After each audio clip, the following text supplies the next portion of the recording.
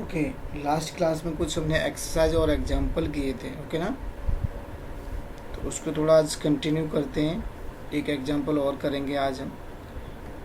Actually इसको example नहीं, it can be also exercise question. तो please see other these are examples और exercise. तो एक एग्जाम्पल हम और करते हैं आज इस क्लास में।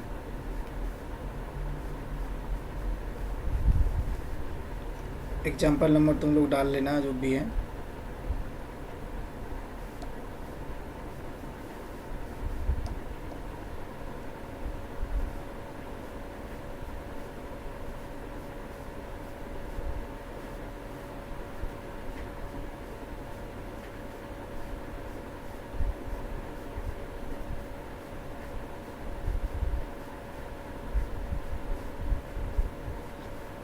ओके, लिखते हैं एग्जाम्पल क्या है हमारे पास। let x be a random variable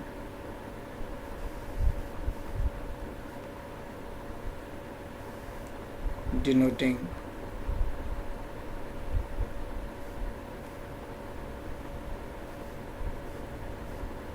the number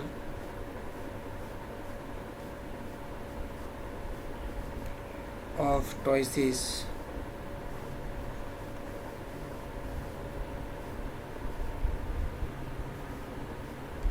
required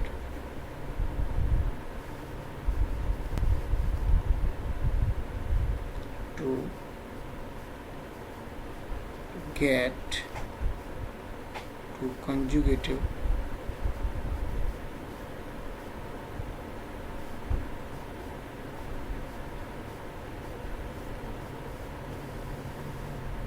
heads when a fair coin is tossed.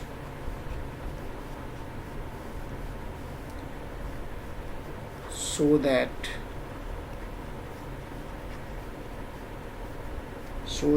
the PGF of x is s square upon 4 1 minus sy2 minus s square by 2 minus, okay, it is the 4.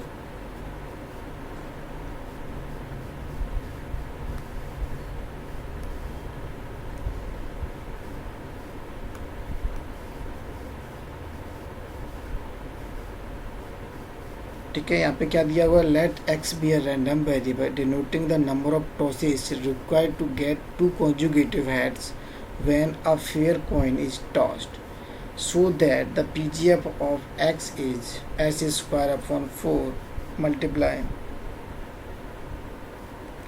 s square upon 4 multiply 1 minus s by 2 minus s square by 2 to the power inverse minus 1.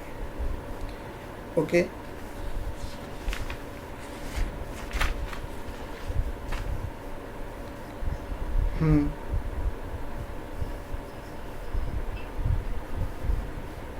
क्या करने को बोल, अच्छा okay okay.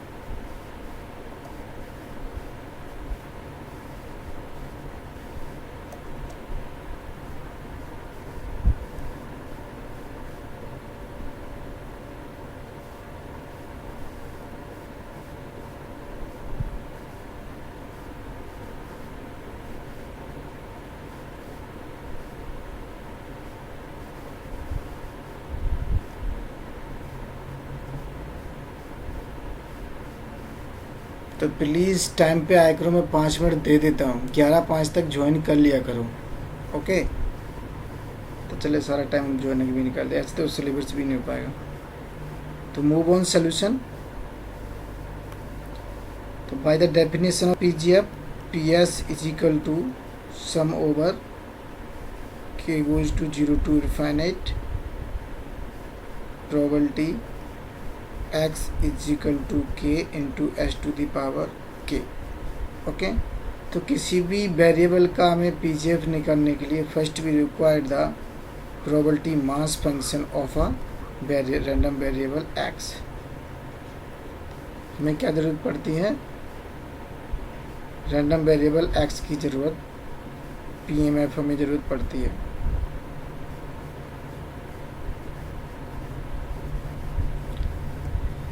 तो according to this question अभी यहाँ पे हमें पीजीएफ क्या होगा, बनाना पड़ेगा, क्योंकि यहाँ पे ऐसा कुछ पीजीएफ तो डायरेक्ट गिवन नहीं है कि हमें पीएमएफ गिवन। इसकी पीजीएफ के लिए हमें क्या पाना पड़ेगा? First we have to find out the probability mass function of a random variable x.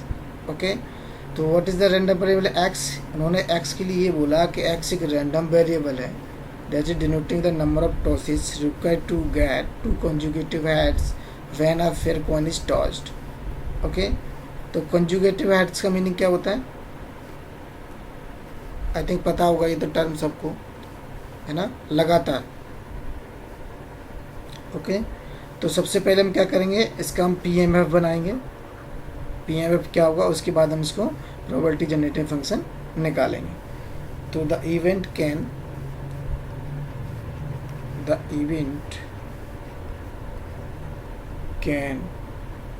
Occur in the following way means that कि अब इसका जो सैंपल स्पेस होगा वो क्या होगा, कैसे अकर करेगा इवेंट। ओके, तो जो इसका सैंपल स्पेस बनेगा वो क्या हो सकता है? अब कोई कॉइन को तुम उछालोगे, ठीक है, एक कॉइन फेयर कॉइन लेके उछालो तो आइदर यू गेट हेड और tail in a first time. तो ये तो दोनों हमारे पास नलीफाई हो जाएंगे, क्योंकि यहाँ पे क्या होगा, आदर हेड आएगा और टेल आएगा, but be required to conjugative heads. हमें क्या रिक्वायर्ड है? टू कॉन्जुगेटिव हेड्स रिक्वायर्ड है। तो कौन को हम एटलीस्ट 2 टाइम्स, तो आदर क्या होगा, तो जो फर्स्ट टाइम आएगा वो हम कौन सा इवेंट ले सकते हैं? Head head. 2 आ गए हमारे पास, काम खत्म हो गया। अगर नेक्स्ट की हम बात करें तो नेक्स्ट क्या हो जाएगा? सपोज टेल और head head, tail tail again head head. Okay, ऐसे ही क्या हो सकता है? Head tail head head and so on. लगभग जब तक कहने मतलब जब तक हमारे पास 2 हेड में हम इसको स्टॉप नहीं करें तब तक उसको हम अगेन के लिए टॉस करेंगे। तो like this you get a sample space. Okay,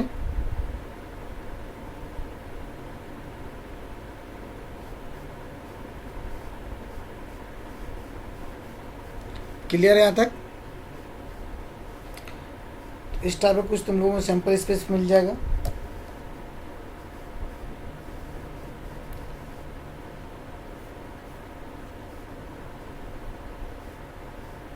okay, इसके बाद हम करेंगे क्या? अब अब हम एक एक्स के पास हमारे पास क्या मिल गया? हमें एक्स रैंडम वेरिएबल है ही, बट इससे करस्पॉन्डिंग हम सारे इवेंट भी मिल गए। इवेंट कौन से हमारे पास हैं? Like head head tail head head tail head head tail tail head head, like this. Okay, तो ये हमारे पास सारा है। अगर इनकी हम प्रोबेबिलिटी निकाल लें और उसका सम कर दें तो हमारे पास क्या हो जाएगा? प्रोबेबिलिटी मास फंक्शन हो जाएगा। If we know the probability of occurring each individual event. Okay, अगर इनकी करस्पॉन्डिंग हमें प्रोबेबिलिटी पता चल जाए तो हम क्या कर सकते हैं? उसको हम प्रोबेबिलिटी मास फंक्शन मान सकते हैं। तो let probability X is equal to K, this is equal to P K. Okay, so अब देखो, अगर हमारे पास सिर्फ एक टेल आए तो हम क्या लेंगे? 0। तो that is equal to, suppose मान लेते हैं एफ नॉट, क्योंकि we don't know about the probability of tossing a coin. I think we always take a probability is half for a 1 coin.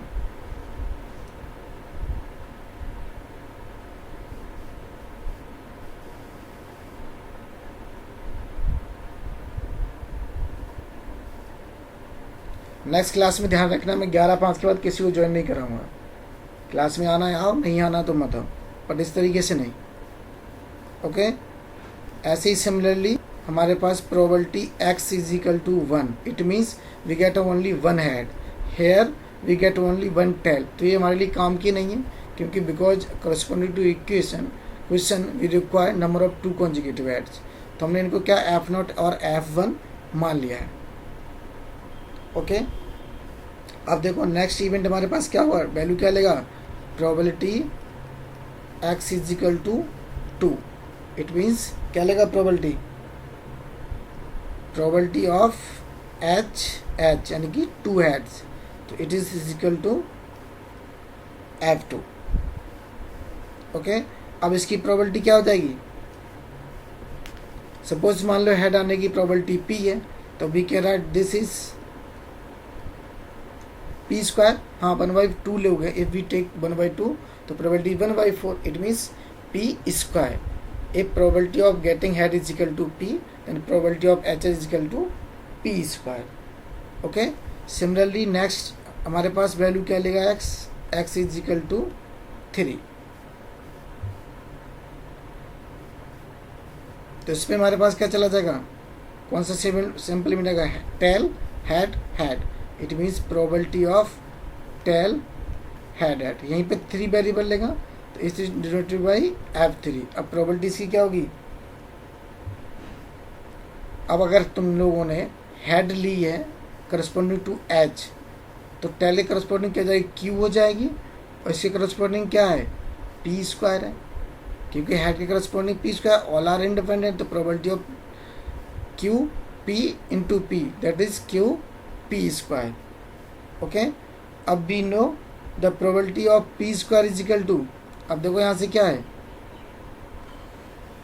f2 is equal to p square, तो it is also written in this form q f2 plus, अगर इसको हम ऐसे लिख दें q p f1, कोई दिक्कत, क्योंकि यहाँ से p स्क्वायर को मैंने f2 लिख दिया। अब f1 के करस्पॉन्डिंग तो नेग्लिजिबल इवेंट है, तो इसका तो कोई मीनिंग ही नहीं ज़्यादा, बट हम सीरीज बनाने की कोशिश कर रहे हैं, इसलिए हमने इसको लिख दिया, अभी आगे पता चल जाएगा, ठीक है ना।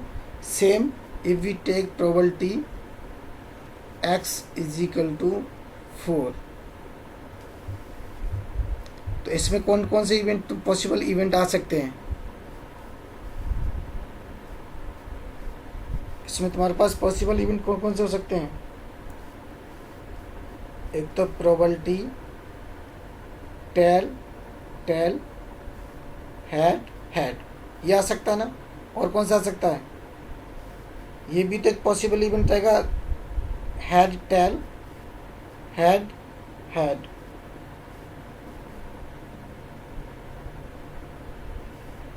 ये भी तो एक पॉसिबल इवेंट है।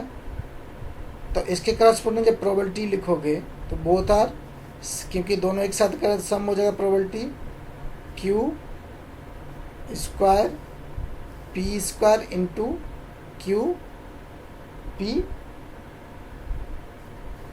q। ओके। अब देखो, अब इसको तुम क्या लिख सकते हो,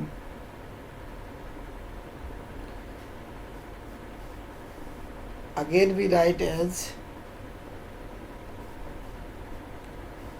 हमारे पास क्या है, q square p square plus q p q। Okay. अब हमें पता है q p square equal to क्या होता है, f3, तो क्या फर्स्ट को हम q f3 लिख सकते हैं, plus same q p f2, क्योंकि q p क्यूब है, तो हम p स्क्वायर को f2 लिख सकते हैं, तो again be write in this form. Okay. Similarly जब आप x इज इक्वल टू 5 करोगे, probability of x is equal to 5, तो ये क्या बन जाएगा, इस पे केस क्या क्या हो सकते हैं,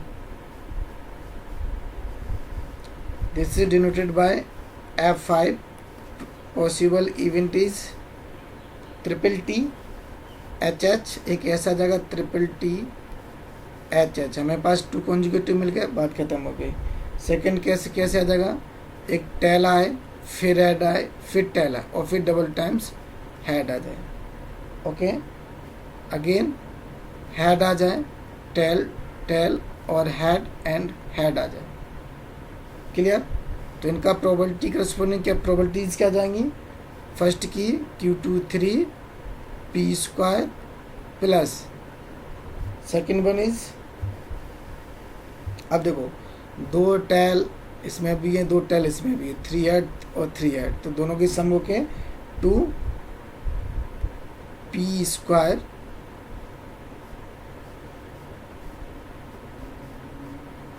सॉरी P क्यूब आएगा ना, P क्यूब और Q स्क्वायर। ओके, तो again it is written in this form QF4 plus QPF3 and so on. अगर आप ऐसे x इजिकल टू 6, 7, 8 तक निकालते जाओगे तो you will get in this form. So in general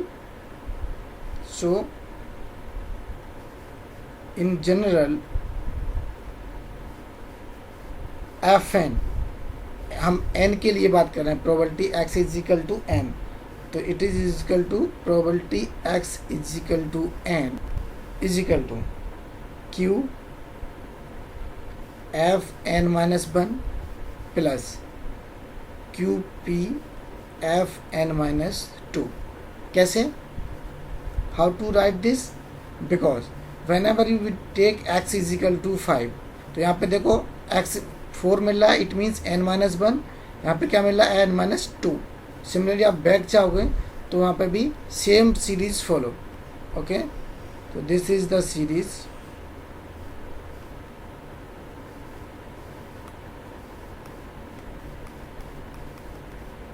okay, तो हमारे पास एक सीरीज आ गई, Fn equal to probability x is equal to n QF minus 1 QPF minus 2।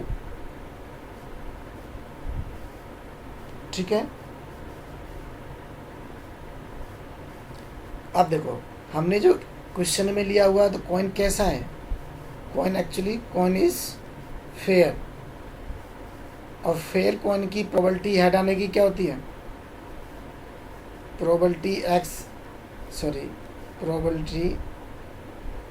x is equal to probability x is equal to 0 equal to half, यानी कि head और tell आने की प्रोबेबिलिटी हाफ ही होती है if coin is fair.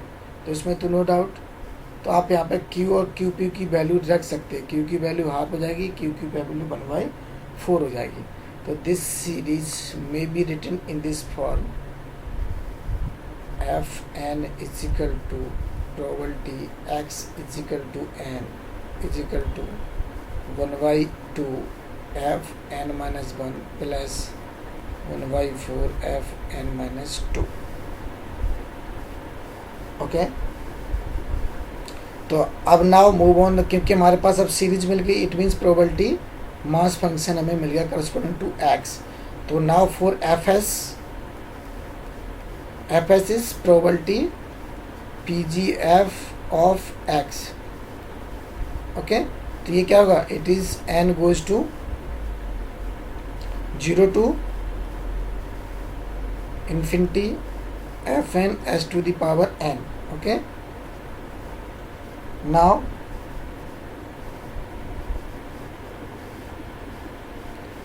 Okay, अब देखो ये सीरीज कहाँ से मूव करेगी? n is greater than equal to 2 पे। जो हमारे पास ये सीरीज है, ये n greater than equal to 2 से मूव करेगी। तो क्या हम इसे ऐसे लिख सकते हैं? F0 s की power 0 plus F1 S1 plus sum over n goes to 2 to infinity Fn s to the power n। लिख सकते हैं ना? अब देखो F0 और F1,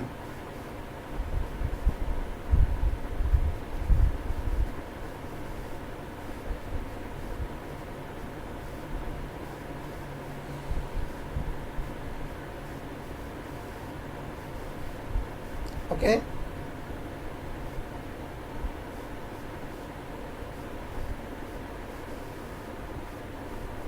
Clear? F naught S naught plus F1 S1. If we put n is equal to 2 here, n is equal to 2, ये क्या मिल जाएगा? F n minus 1 means it means F1, it is F1, sorry, it is moved to 3 क्योंकि F naught हम already ले चुके हैं. F naught तो हमारे पास टेल आने की वो थी F naught, तो इसे हम n इक्वल टू 3 से मूव कराएंगे. तो यहाँ पे एक टर्म और ऐड हो जाएगी, यहाँ पे n के 2 plus F2 S square. Clear?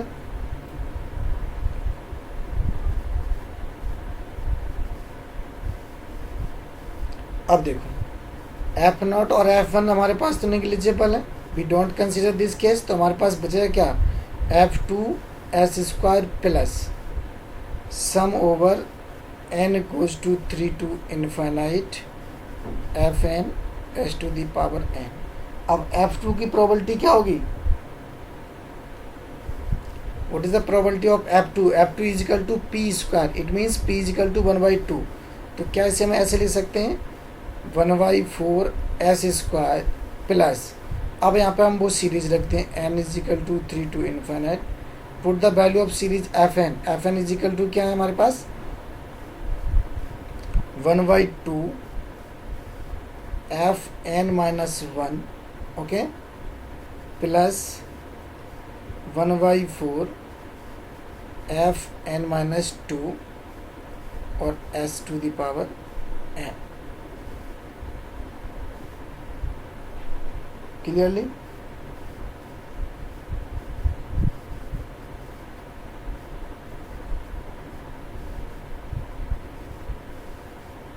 Okay. अब देखो, अब जब s की पावर का अंदर we can multiply s inside the interval, तो 1/4 s square sum n goes to 3 to infinity 1/2 Fn minus 1 s to the power n plus summation n goes to 3 to infinity 1/4 Fn minus 2 s to the power n. Okay, ऐसे लिख सकते हैं. अब देखो, हमें इसे PGF बनाना किसी तरीके से, तो क्या हम इसको ऐसे रीअरेंज करके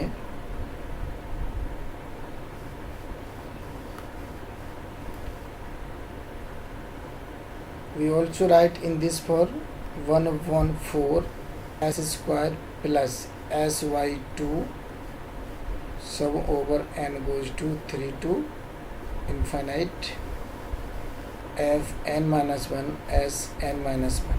ओके, हमने एक s को बाहर निकाल लिया है, plus s square by 4 sum over n goes to 3 to infinity Fn minus 2 s की पावर n minus 2. यहाँ से हमने s स्क्वायर कॉमन ले लिया.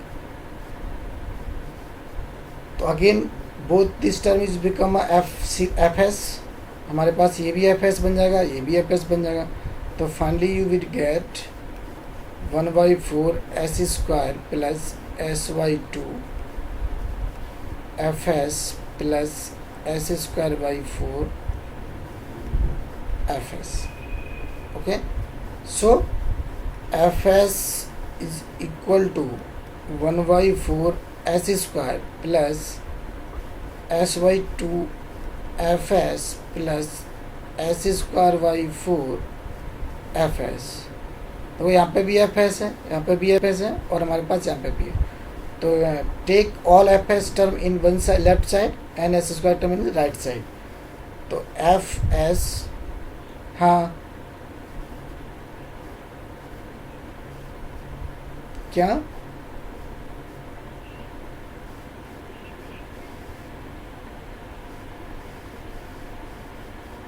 क्यों, इसमें क्या डाउट है?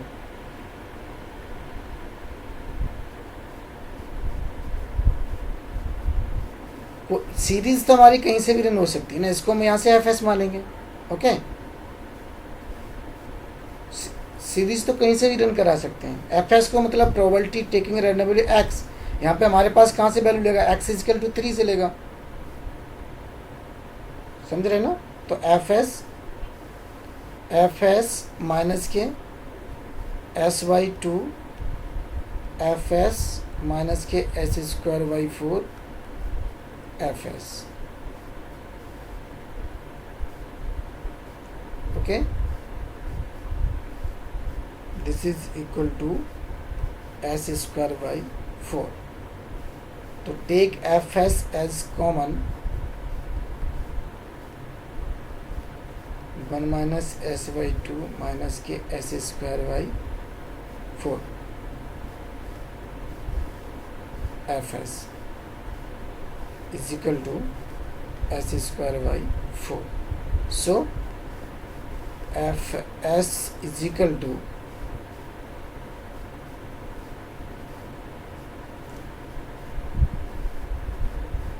fs is equal to s square by 4 divided by 1 minus k s by 2 minus k s square by 4. So it is also write as s square by 4 1 minus k s by 2 minus k s square by 4 का inverse.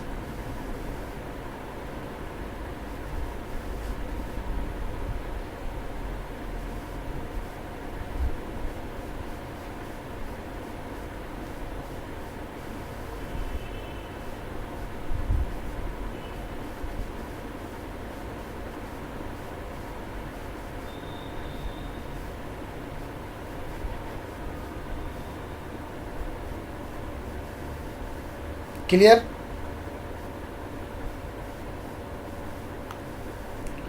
इसके बाद एक term आता है, वो मैं अभी नहीं पढ़ाऊंगा, तुमको बता देता हूँ एंड, क्योंकि इसमें पार्शियल फ्रैक्शन थ्योरम है, तो वो पूरा एक थ्योरम पे ही पूरा एक लेक्चर बनाऊंगा मैं, जिसमें पूरी पार्शियल फ्रैक्शन थ्योरम बताऊंगा, उसके रिलेटेड क्वेश्चन. तो उसको अभी हम यहाँ पे रहने देते हैं. इसमें एक चीज़ और है, उसको देख लेते हैं. Some special case of random variable, it is also important topic.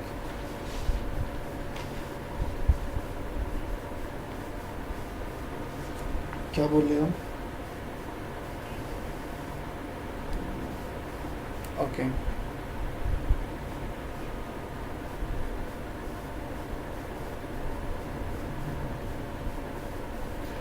हटा दें.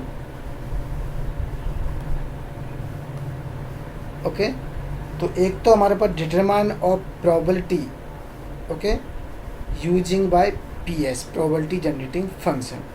तो इस कॉन्सेप्ट में एक पार्शियल फ्रैक्शन थ्योरम आता है, तो वो बहुत लेंथी है, उसको समझाने में बहुत टाइम लग जाए, तो वो हम एक पूरा लेक्चर लेंगे उस पर. बट अभी तक तो हमने एक एक्स सिंपल रैंडम वेरिएबल देखा discrete type and find the corresponding probability generated function. Also we discuss about the how to find the expectation of random variable or variance of random variable using by probability generating function. We have discussed all terms. Now we discuss all important random variables. Okay, so first we discuss about the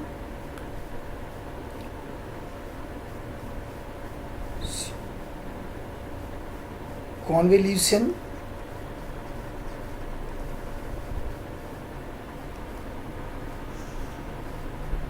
sum of a fixed number of random variable.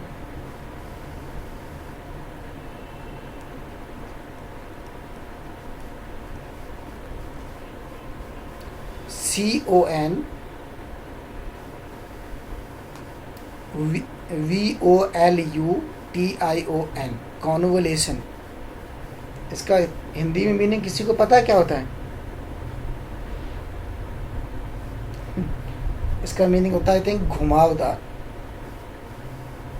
मुझे भी अच्छे से नहीं पता, but ऐसे कुछ होता है. बट हम यहाँ पे पढ़ेंगे स्टैटिस्टिकल टर्म में इसको हम क्या बोलते हैं. ठीक है, यानी कि इसमें हमने इसको डिफाइन कैसे किया, sum of fix number of random variable. जैसे कि हमारे पास सपोज करो x, मैं थोड़ा एक्सप्लेन कर देता हूँ इसको, फिर बाद में इसकी लिख लेंगे, थोड़ा इसमें एक्सप्लेन करता हूँ. सपोज हमारे पास x and y, we have two random variable. Okay, ठीक है. अब दोनों के हम कोई वैल्यू को फिक्स कर दें, ठीक है। कैसे? Suppose probability of x is equal to K is equal to A J, sorry A K कर लो, अभी हम ए के कर लेते हैं क्योंकि हम के ले रहे हैं, okay. And similarly probability of y is equal to J is equal to B J, दोनों both are fix random variable, ठीक है। Now if we define z another variable which is sum of two x and y, okay, which is sum of x and y,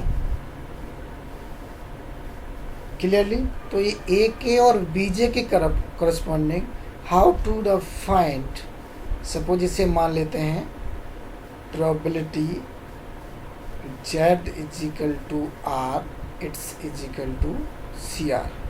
तो C R को हम कैसे find करेंगे? Using this both, that is the problem, और that is also known as the convolution sum of fix random variable.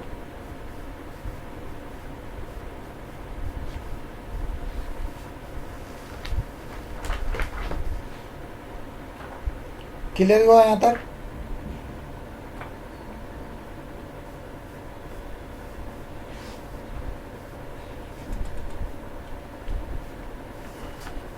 अब देखो, अब यहाँ पे सोचने वाली बात क्या है हमारे पास, क्योंकि हम z को क्या डिफाइन किए? सम ऑफ x एंड y। अब सपोज करो r हमारे पास क्या होगा? r होगा k प्लस j का सम, ओके। तो अगर हम z की वैल्यू की बात करें कि z हमारे पास जो r लेगा वो किस फॉर्म में लेगा, क्लियरली। तो उसको एक बार देखो समझते हैं, फिर इसके बाद हम आगे बढ़ेंगे, थोड़ा समझते हैं इसको। अगर हम ये बोलें कि x takes the value 0 and y is equal to, then y क्या लेगा? क्योंकि हमें z इजिकल टू क्या लेना है? x plus Y, what will be the sum? तो sum is equal to J plus K is equal to R. तो हमारे पास के क्या है? हियर 0, तो जे शुड बी आर, क्योंकि दोनों का सम क्या आना है? आर आना है, ठीक है। अगर इसकी हम प्रोबेबिलिटी की बात करें, इसी को हम अगर प्रोबेबिलिटी में लिखें तो कैसे लिखेंगे? Probability x is equal to 0 and y is equal to r is equal to, क्योंकि दोनों कैसे हो रहे हैं? एक साथ अगर करेंगे, ऐसा नहीं कि x अलग और y अलग करें। तो एंड का मतलब इंटरसेक्शन, तो बोथ आर इंडिपेंडेंट वेरिएबल। तो we can write is as a nought is corresponding probability of x nought and b r probability corresponding y, clearly. ऐसे ही सिमिलरली और वैल्यू ले सकते हैं। अगर हमारे पास सपोज मैं कह दूं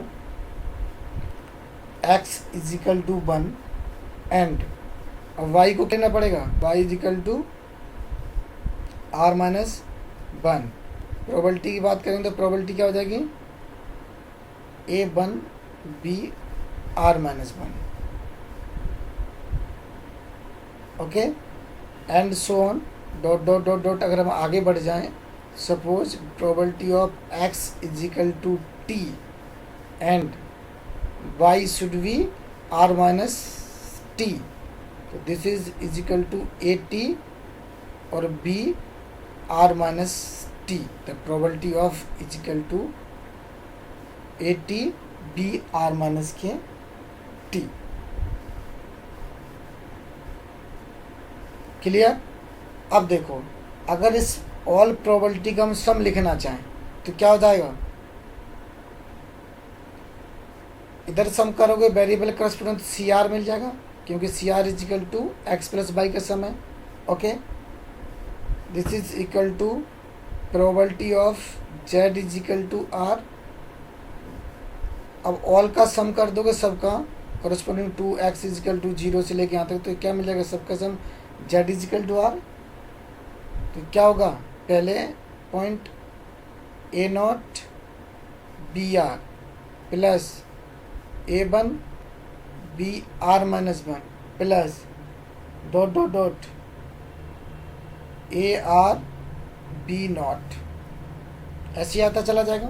तो ए को आर ले लेंगे, बी को नॉट ले लेंगे। ओके, अगर इसको इसी सीरीज को हम समीशन फॉर्म में लिखें, हमारे पास सीरीज क्या है, you have series like A not be are plus A1 B are minus 1 plus A2 B are minus 2 A are B are minus A R B naught. तो this is equal to, if we write in summation form,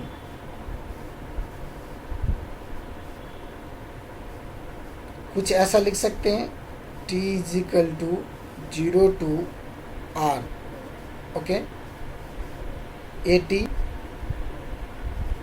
B are minus T, क्योंकि देखो जब t 0 तो ये this is 0 और enter last term means हमारे पास ये मिल जाएगा क्लियरली। तो जो C are is equal to होगा वो क्या होगा हमारे पास, A T minus B T.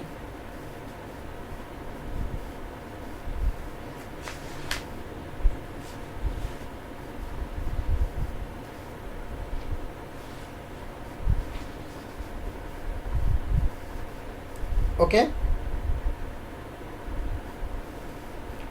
इसके बाद आ जाते हैं, अब इसके बेस्ड एक थ्योरम करते हैं, ओके, जिसमें हम पीजीएफ फाइंड करेंगे। यहाँ पे तो हमने उसको लिखना सीखा कि हम कैसे कॉम्बिनेशन वेरिएबल को लिखते हैं। तो थ्योरम लिखते हैं,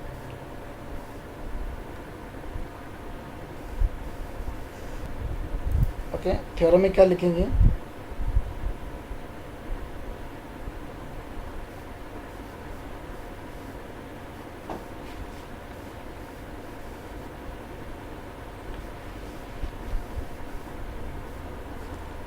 the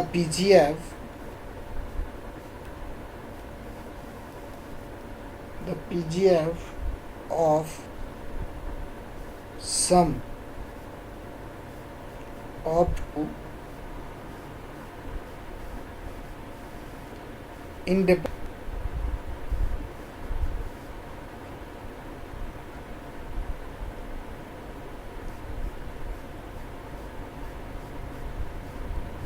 independent random variable x and y is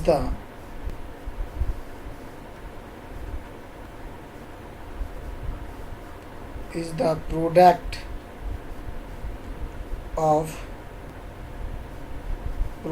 of PG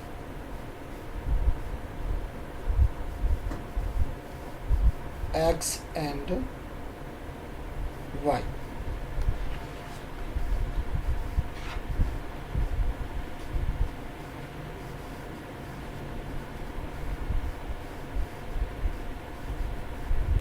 clearly.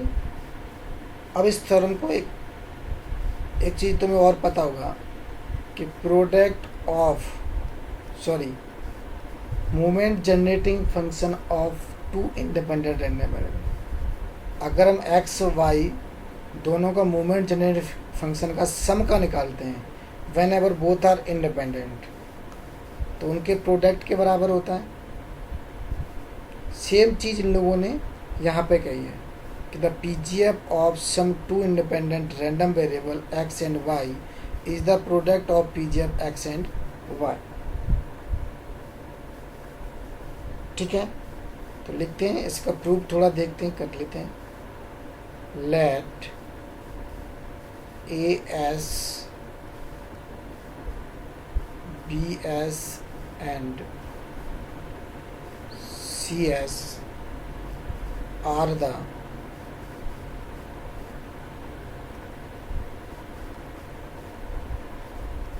PGF PGF of random variable x, y and z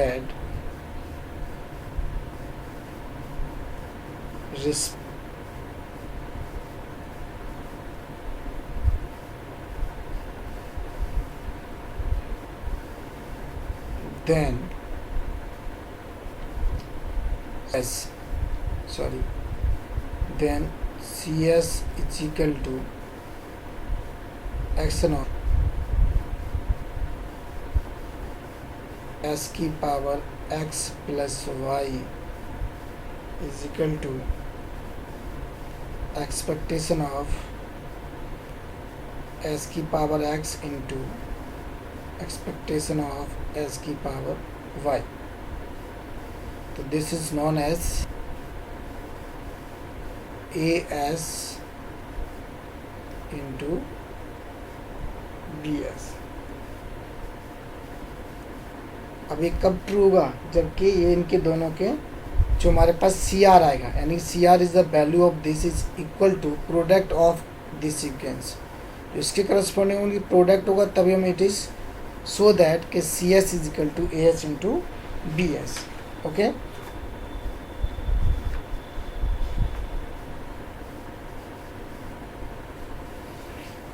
कैसे? अब देखो, अगर हम सी एस की बात करें तो सी एस के करस्पॉन्डिंग हम कैसे लिख सकते हैं? C S is the probability generated function of a random variable Z. तो दिस इज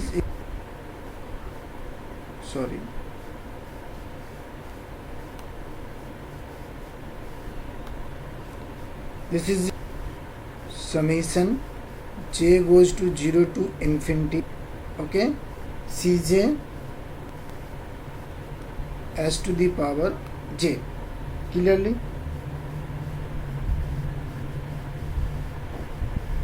अब जो हमने सीक्वेंस निकाला था Cj इज इक्वल टू क्या था? Sum over t is equal to r to t is equal to 0 to r a to the power t और b to the power j minus k. Okay, where Cj is equal to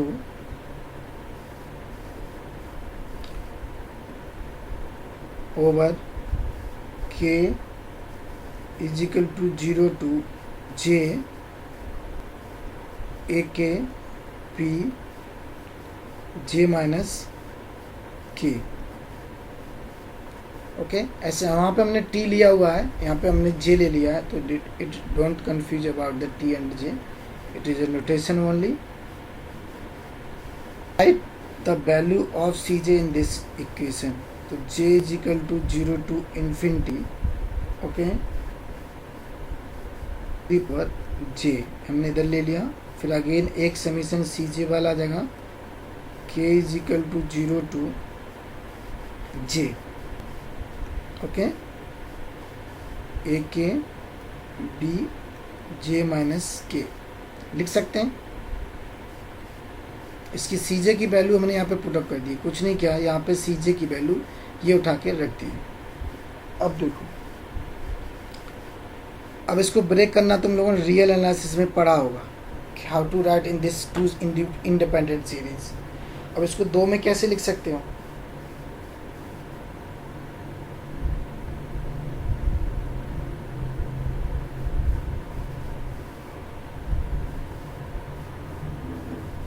कोई बता सकता है? चलो मैं लिख के दिखाता हूँ. k goes to 0 to infinity. Okay, ak okay s to the power k into sum over j to k infinity.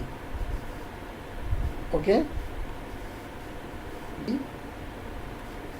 j minus k s j minus k.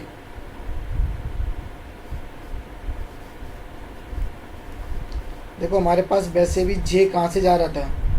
J 0 to infinity run कर रहा है और के 0 to Z कर रहा है, तो कहीं ना कहीं के भी कहाँ तक जाएगा, के 0 टू इन्फिनिटी तक मूव करेगा, क्योंकि जैसे जैसे जे बढ़ता जाएगा तो के भी बढ़ता जाएगा।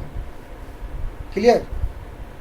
अब कुछ नहीं, एस को मैंने इस फॉर्म में लिख दिया, एस की पावर के यहाँ कॉमन लिया, एस की पावर जी माइनस के यहाँ कर दिया, फिर सम करोगे दोनों का तो सेम चीज़ रहनी है। क्लियरली।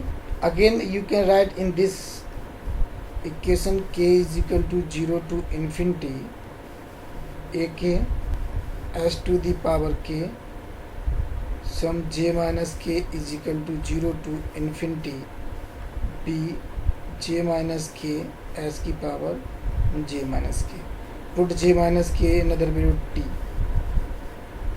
और summation K is equal to 0 to infinity A K S to the power K in some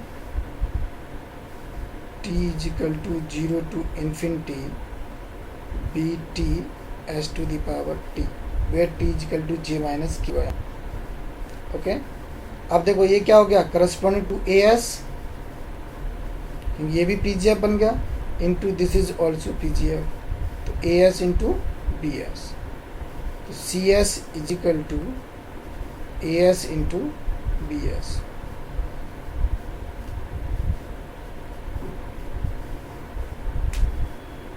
clearly.